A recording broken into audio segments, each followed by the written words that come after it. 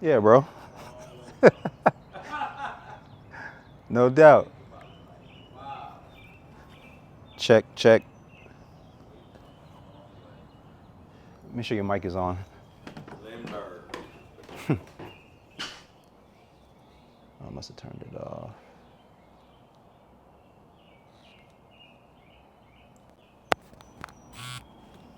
All right. We good? Yes, sir.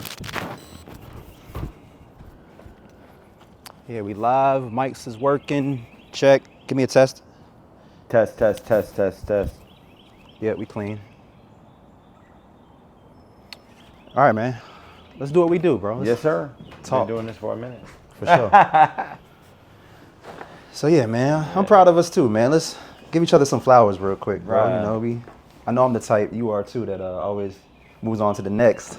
Fast. Because I don't take these, the way I see it, right? My view is I don't take these wins as like a stopping point. I see it as like almost like, you know, when you run in the 5K this weekend, right? It's like somebody on the sideline saying, yeah, you know what I mean? They shouting you out. Mm-hmm. It kind of gives me more fuel than like stopping and getting some water.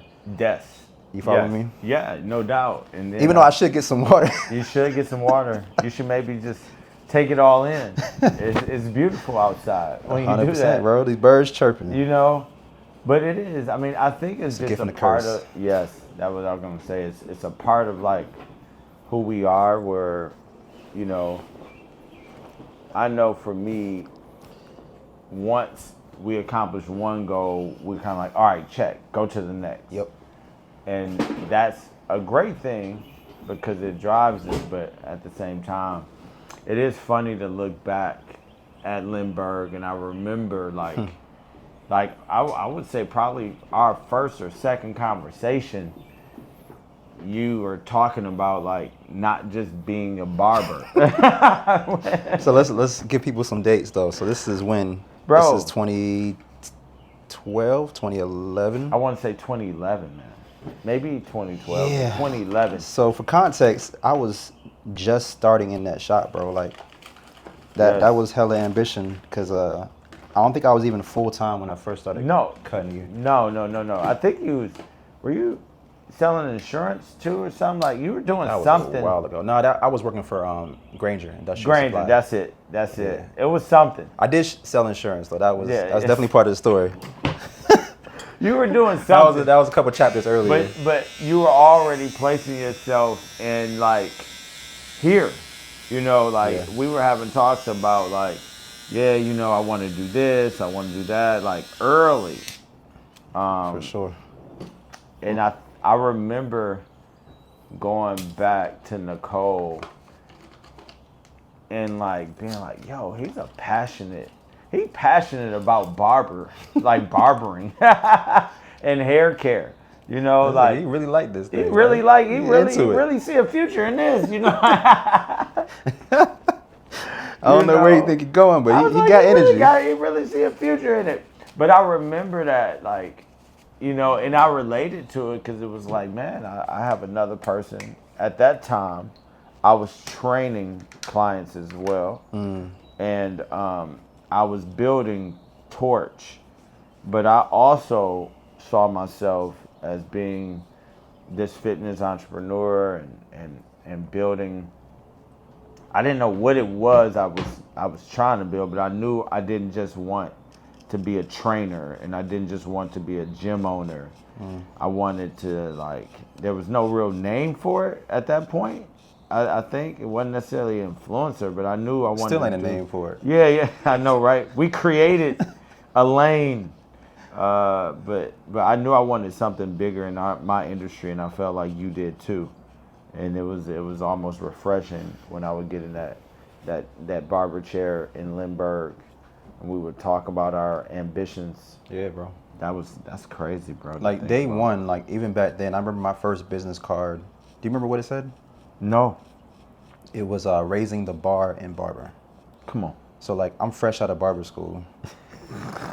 Fresh out, bro. First day out. Raising the bar though. Raising the bar day one. That was already my mentality. Like, and as early as I was looking back today to that kid starting off, I'm like, yeah, all right, bro. You know, you was definitely, the vision was there. Execution took a little longer than what I think I would have hoped. But perfect timing, bro. You know how God work. Yeah, well, you know the funny thing is, do you remember what my first card said? Nope. You might not. Listen, my first card said change agent. Change agent. Yeah? That's what you was on? I was on that, bro. Nothing to do with fitness. You just No, changed. I was a change agent. I didn't want to limit myself. I ain't have no. It's so funny, the ambition. I put change agent. And what did that mean for you back then? I remember my pastor Ben Barnett, preached a sermon, this was like a sermon that he preached out of a book that was called The Power of the Subconscious Mind. And the fact that this pastor, Christian pastor, came to church and preached about the power of the subconscious mind was like, back then too. First off, that was like amazing. It became one of my favorite books. But during that session, he talked about being a change agent in people's lives and being that type of influencer where you came in and you really impacted their lives, and you can change the trajectory. You can help them see things differently. You can help them expand their vision. You can be a change agent, an agent of change. Yep. And I took that, I tattooed that on my soul. I felt that, Okay. and I wanted. Drop the bar real quick. Yeah, man, I wanted that. I was like, man, I'm a change agent. That's what I am. So, like, you talked about my passion early. Where did yours come from? Like, bring yourself back to that early Torch fitness. But you was Torch head to toe. I was Torch. I mean, like, if you ain't got a tat, you didn't ever get a tat? I do. Torch tat? I got a Torch tat. I got a Torch tat. It was after I sold the company. But I got the tat. I got the tat. That's the one thing I do remember about you, bro. That was probably one of the early impacts for me seeing you, like, before I got to know you. Like, before we became brothers, is like, this dude is branding. Like, this is, he lives his brand. Like, this isn't a job that he clocks in and clocks out of. Like, I saw, like, yo, this is an example of what ambition in Atlanta looks like. I didn't even know what you were doing. It just was like, he's dead serious about whatever it is this Torch Fitness is. You remember the one time we talked about how I never got any likes, but I kept talking about Torch? I don't know if you remember that. One time on the gram? On the gram, and I think it was early on the gram, early on Facebook, and I would just, like you said, I was pushing Torch. And I was talking to my audience, which was in apartments and multifamily, but I was pushing it. And like I was, on Instagram and on social media at that point, it wasn't like you could just talk to your followers. You kind of talk to everybody, and then maybe, your customers hear the whisper.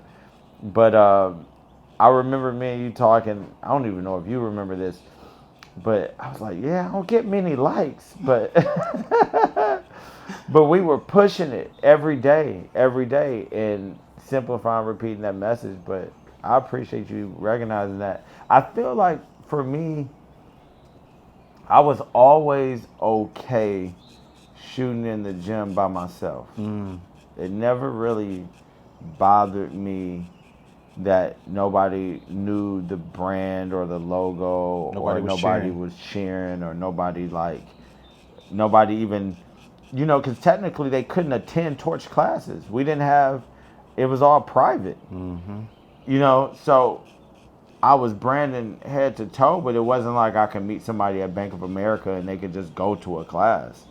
They, I would see so many people and they'd be like, what's Torch? I was like, oh yeah, this is what we do. They'd be like, all right, well, have a good day. Like, unless you were in one of our buildings, you couldn't even go to the class. But I was like dedicated to the mission and the brand and putting out the message. So let me go deeper right there, because you early positioned yourself not only on the card change agent, but in your industry, bro. You were not your typical trainer. You were not the typical gym owner, you decided to pivot and aim all of your energy towards Yes. a totally different, less. It was a non-sector. It did not have a actual, how job description. Oh, for sure. It did not have a actual thing. And it didn't have the cheering section. No. Like if Nobody you would have, even knew what if it you was. would have stuck to like training the celebrities of Atlanta, the influence of Atlanta, there's a cheering section for that. Oh, no like doubt. on the gram, No doubt. you gonna pop. No doubt. So you were telling me before, like you didn't have the likes on the gram, but you weren't posting likable content. To tell you the truth. People don't like the buttoned up trainer, bro. Yeah, It was too clean. Yeah. I remember They want to see you training, I remember the celebrities. One of my favorite people, G. Bryant. Dope dude. I remember me and G would talk offline often. And one time we were at Windy Hill, we were working out.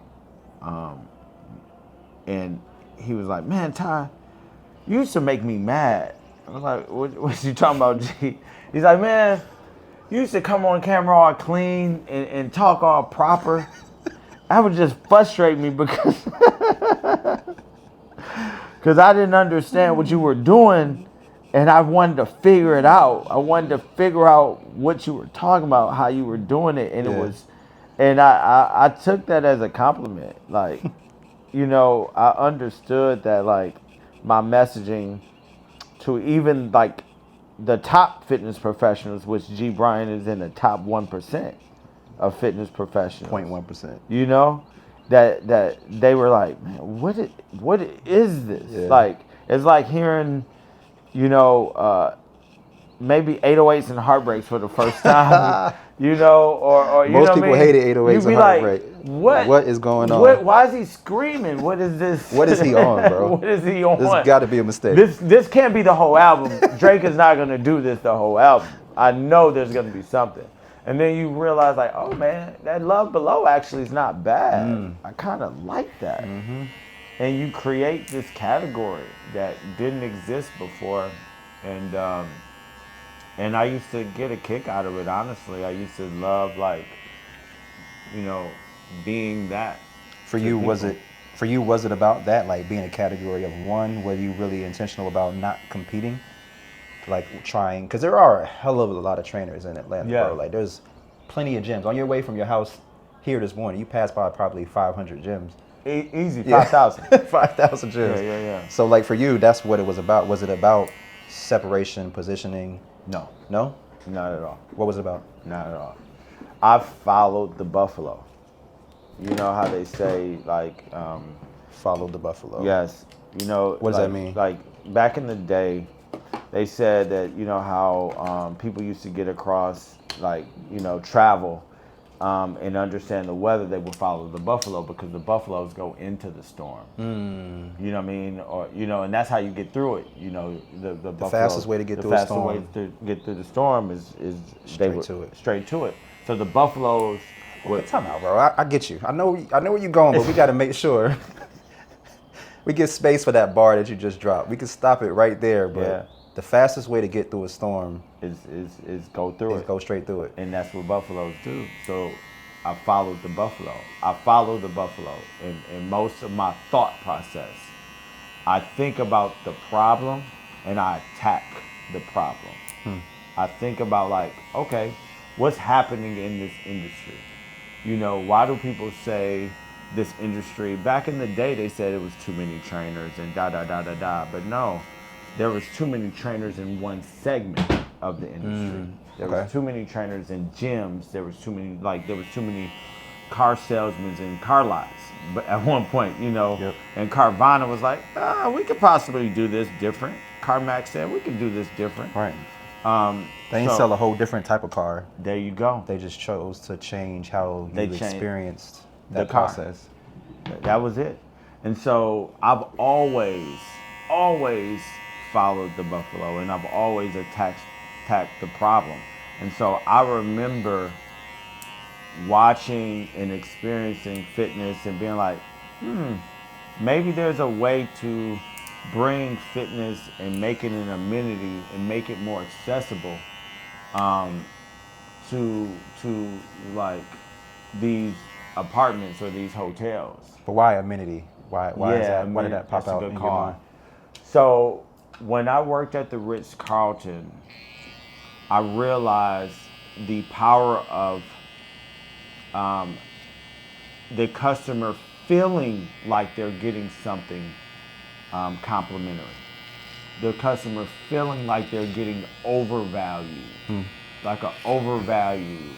So at the Ritz Carlton, one of the things we would always do is give out bottled waters. And we would say, would you like it room temperature or cold? And no matter who it was, it could be the Dalai Lama, it could be John Travolta, it could be Prince, it could be a government official. That person would be like, man, thank you A bottle of water. for this, for being thoughtful. It wasn't just giving them the bottled water, it was saying, would you like it at room But that's what most temperature? people would say was like, There you go. why did that make a difference? This water, bro. Like, Yeah, it's Nobody overvalued. cares. I know, right? You would think. like what about water like It's that? the presentation of how you give the water. It's the thoughtfulness. And then the second time the governor came in or whoever came in, I will remember that he liked his water at room temperature.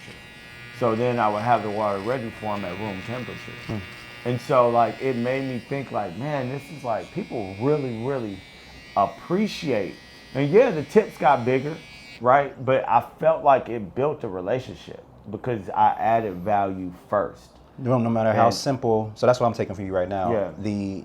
The product itself was simple. Yeah, it wasn't about the product. It was the intentionality behind how you presented it, how you added care and Yes. intentionality behind that offer Yes. of water. That literally a half size of bottle. It wasn't even full size of bottle of water. Half This little- size little of pint bottle size water? Little pint, little. You know what I mean? Let me make sure we still good. Bottled waters, bro. All right, we still good. 8:15. Wonderful. And so that shaped me to be like, all right, how do I bring fitness to people without feeling like it had to be like an emotional exchange of money? That it didn't have to, it could be like that bottled water where you're like, oh my gosh, thank you so much. Yep. And so at that point in my brain, and you know, it's not as like difficult as it seems as I'm explaining it, because in my head it all made sense.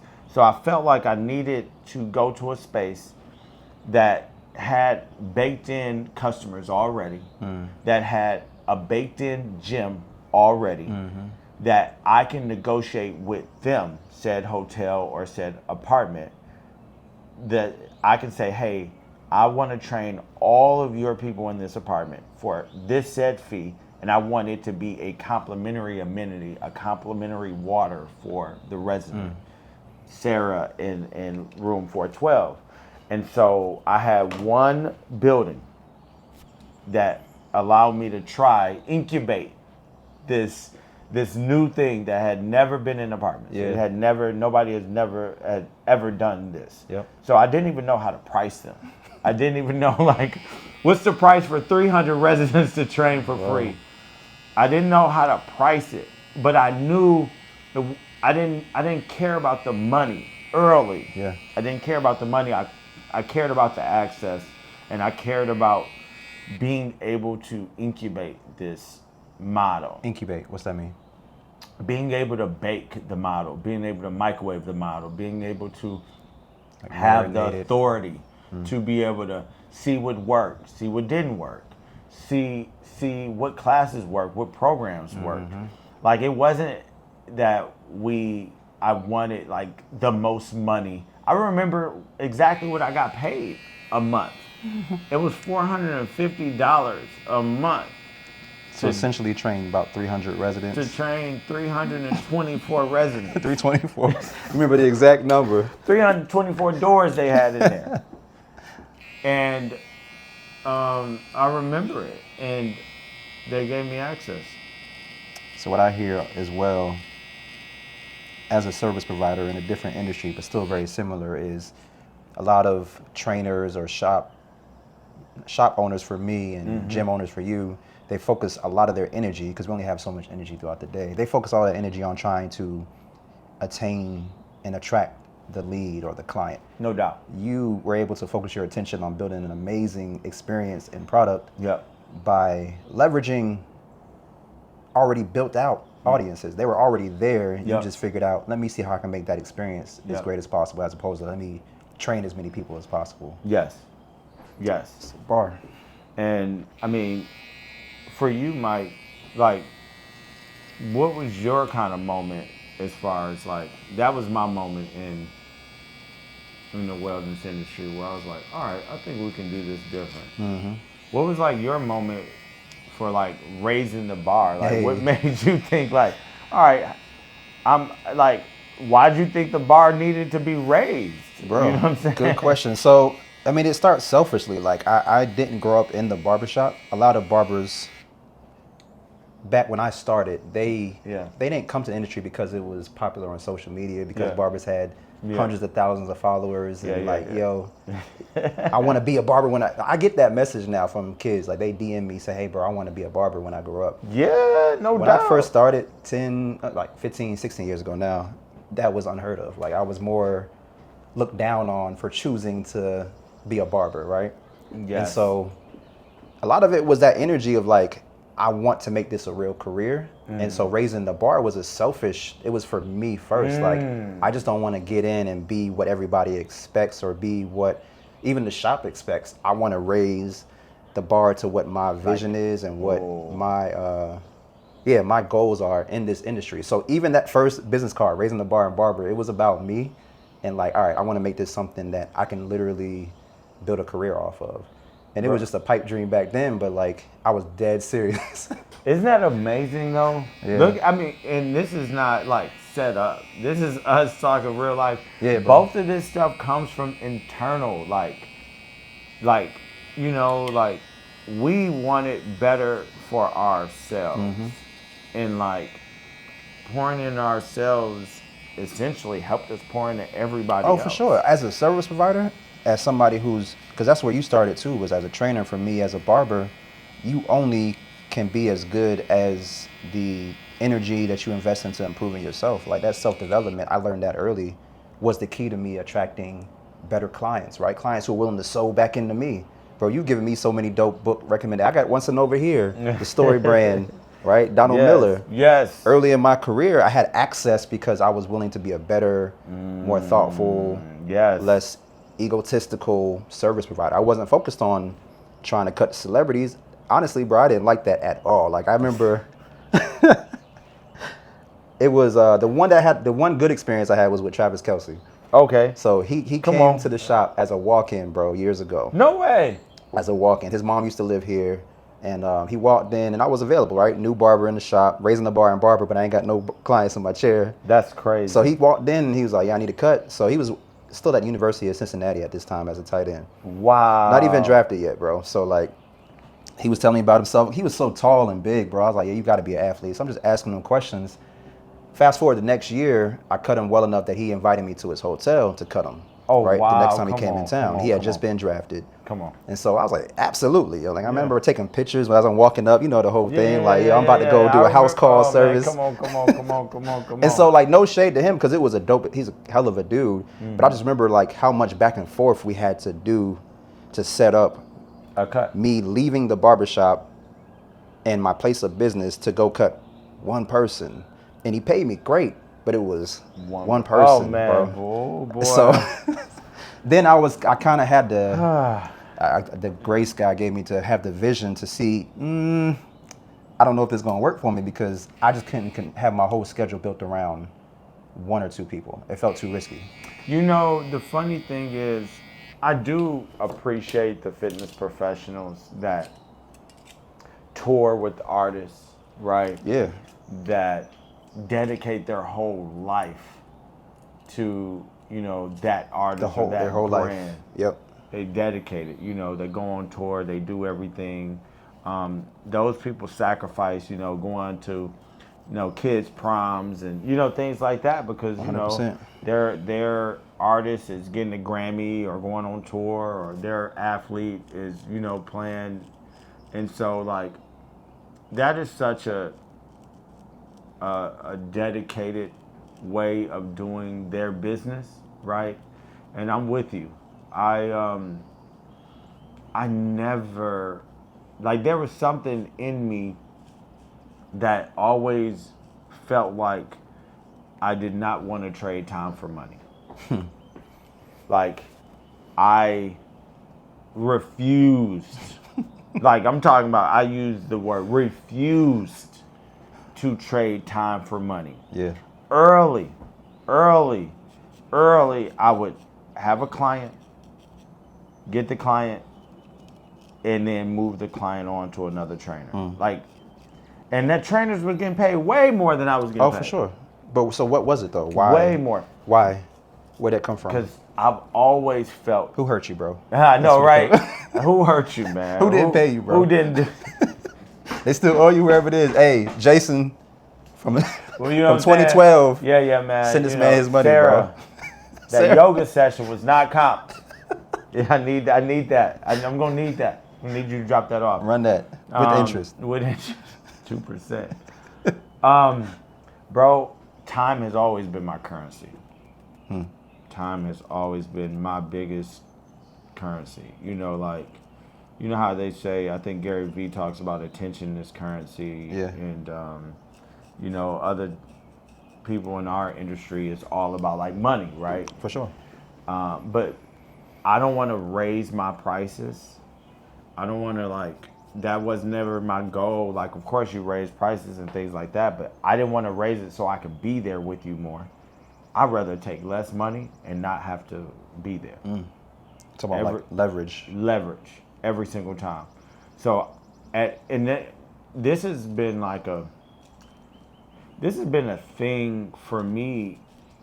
When I was a kid, I would always figure out all right, so if it takes me this much time to do this, how can I, how can I skip one step? And it's not like cheating the process, but it's like, I was a group project type of guy.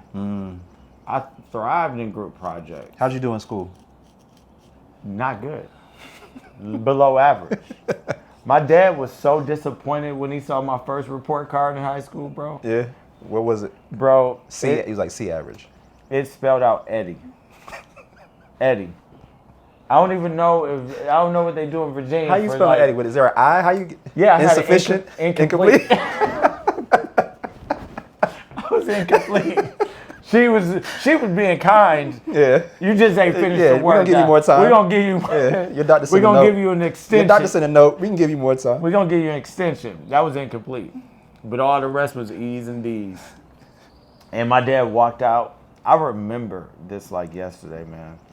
He walked out of the first it was dark by the time he went to the parent teacher conference, and he walked out, and he looked at me. And I looked at him, and he looked at me. He said, and I'm looking like, hey man, look, bro. I'm trying. No, I knew I wasn't trying. No, Mike. I knew I wasn't trying. Sure.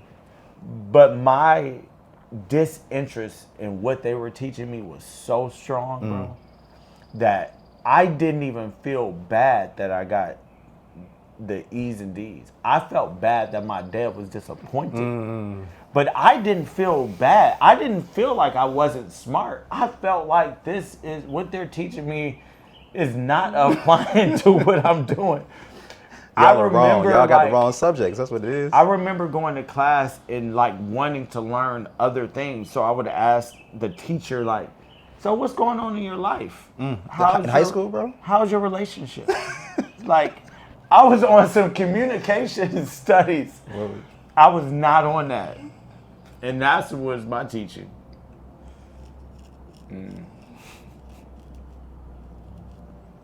Yeah, for me, I was a C student because of effort. Similar to you. I mean, I wasn't spelling Eddie. It was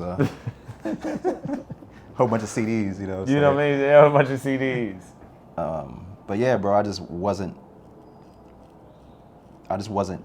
locked in, right? And it just wasn't something that I put my best energy towards, my best effort towards.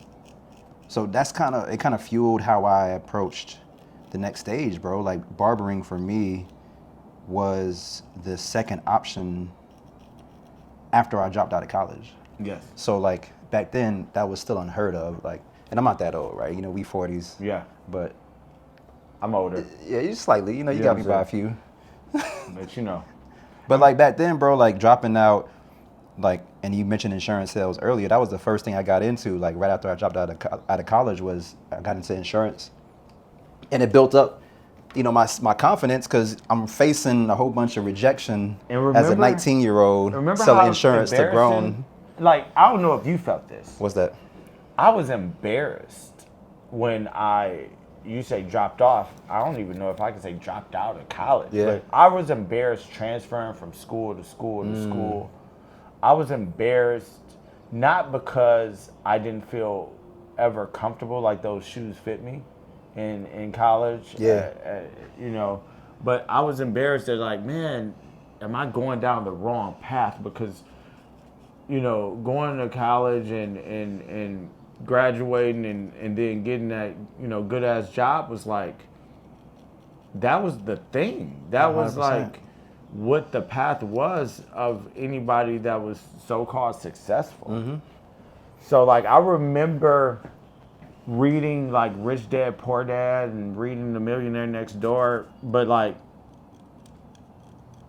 almost doing it as if it was shameful.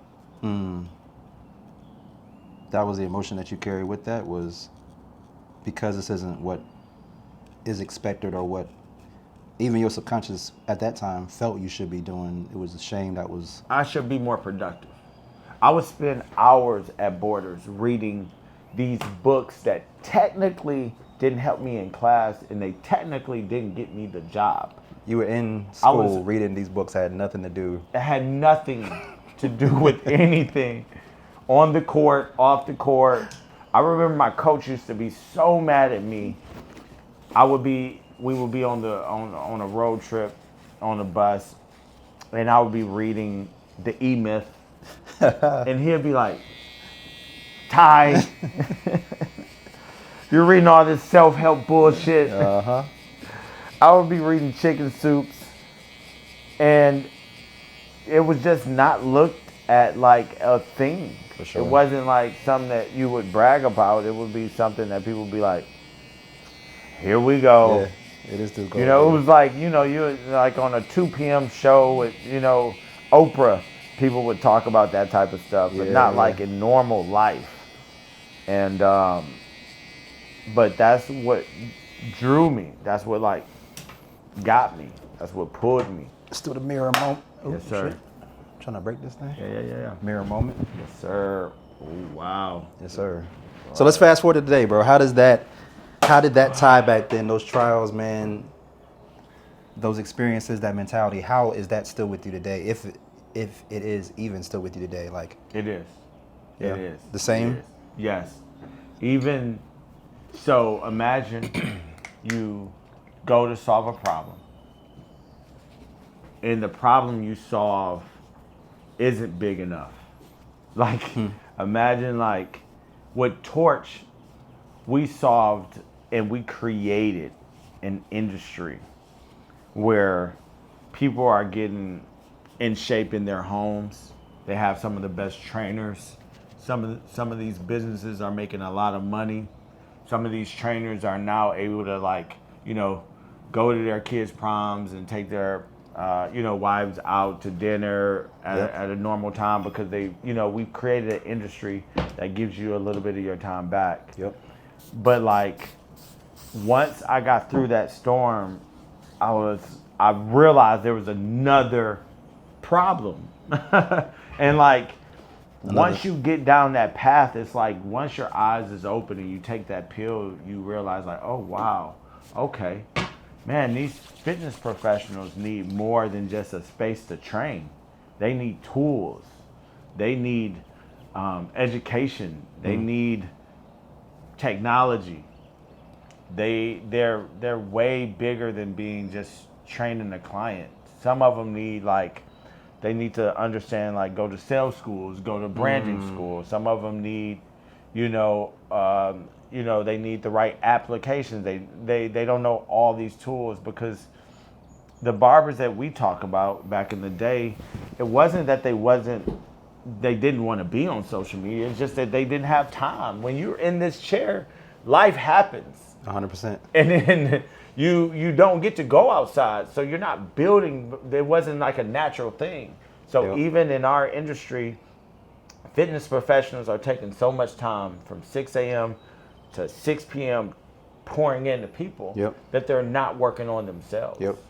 And so when we built Torch and we sold Torch, I still felt like there was so much more, because we didn't feed the trainers.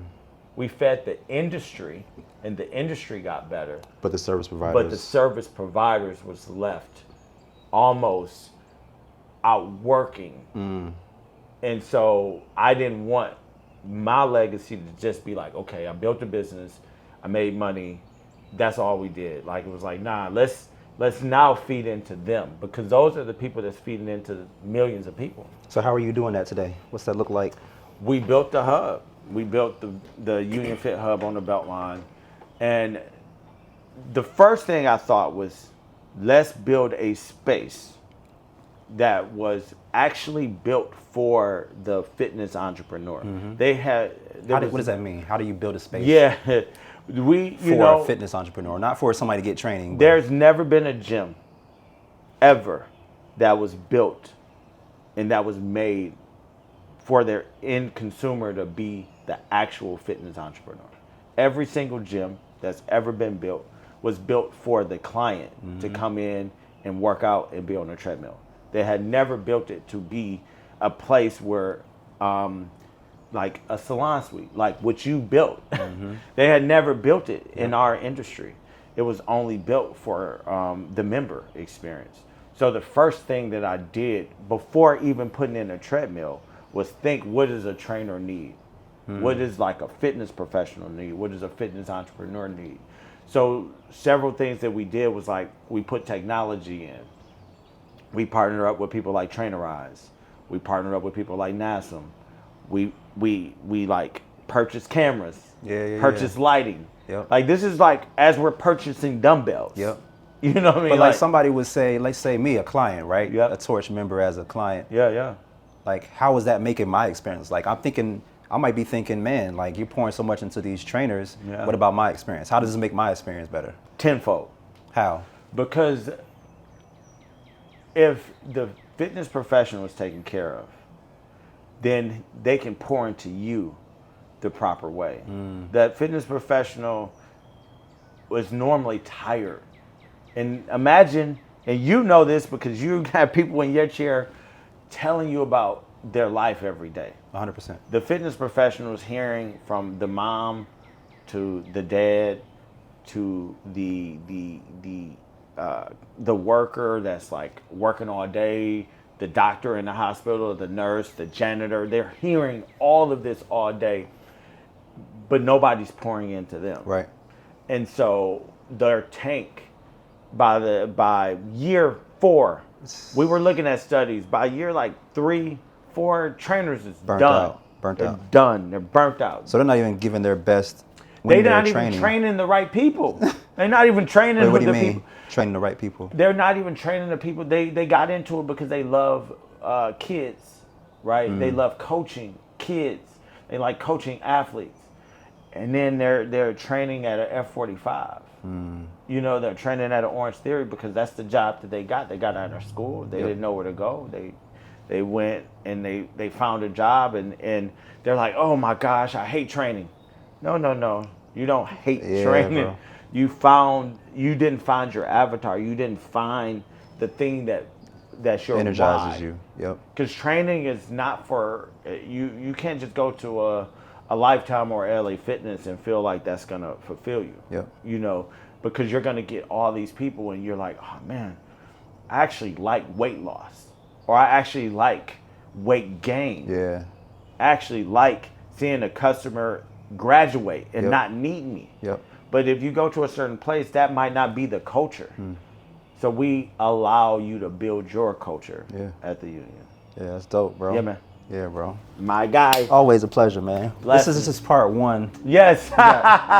We got probably 17 more to go. We should do this often. Especially if I get weekly. this cut. Yes, sir. You feel already me? know. If I Yeah, get bro. this Proud cut, of you, we man. just- I want to make sure I I'm say proud of this. you. I'm proud of you. Thank you. Over the years, you always inspired me, bro. Yeah, man. Since day one. Thank you, bro. Showing you the business card, seeing you walk in with the torch head to toe. Yeah. But, I mean, I don't think you might even had torch socks on at one And point. yeah, I bro. know. I would definitely. The torch mobile. I remember the torch mobile. Still got it.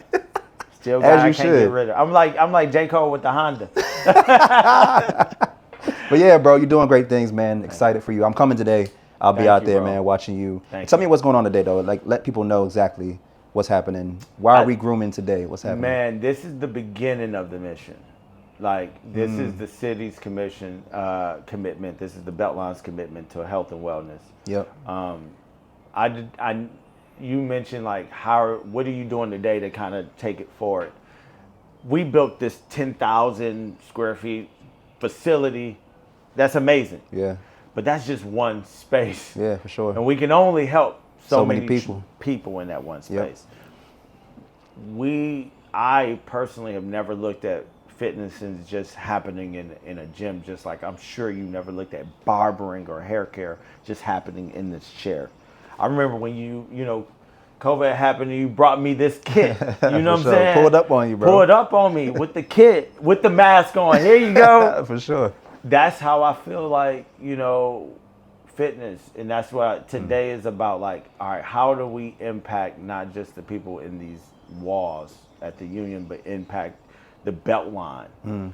The BeltLine has all these amazing spaces. Right now we're at Pittsburgh Yards. Yeah, man. We can see this amazing green and all the walking trail. Like, I want to activate all of these spaces and with the best fitness professionals. Yep. Not just like, you know, the most random. I want the Mikes and the Vic Glens of our industry, Yeah, you got know, you. Yep. to be activated and to provide the services. And we want to be able to do it at cost affordable pricing. Yep. You know, we want to be able to, like, there's gym deserts still, you know, where there's not a gym close to a home, you know, in Atlanta. Wow. And, you know, we want to make working out easily and accessible for them. Yep. But, you know, brought to them by, like, certified personal trainers. Love it. That people have So insurance. this is truly about health and wellness, but by empowering the trainers. Yes. Empowering them to provide better, high quality service. Yep. More focused, more energized. Yep. You know, more deliberate, more valuable services. Yeah, man. That's it, bro. Let's get you there, bro. Yes, sir. Appreciate you. Yeah, man. 8:40. We did good. Let's go. Always on time, bro. The right time is on time. The right time.